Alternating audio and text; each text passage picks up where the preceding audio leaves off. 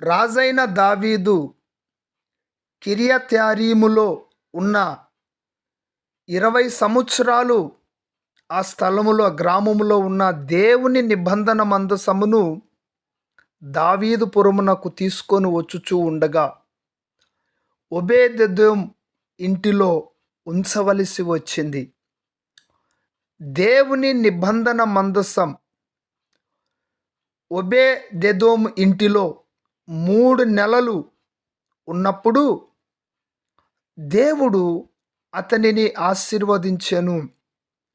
ఒబేదెదోమును అతనికి కలిగిన దానంతటిని తన ఇంటి వారందరినీ దేవుడు ఆశీర్వదించెను.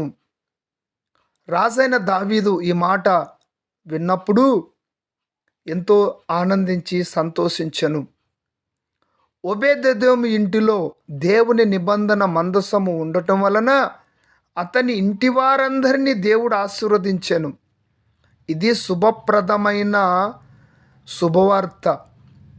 ఎంతో ఇశ్రాయేలులకును ఇశ్రాయేలు దేశమంతటికిని దావీదునకును ఇది గొప్ప శుభవార్త.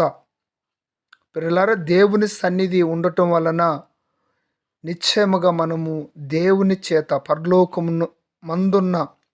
పరలోకమందున్న దేవుని చేత మనం ఆశీర్వదింపబడతాం.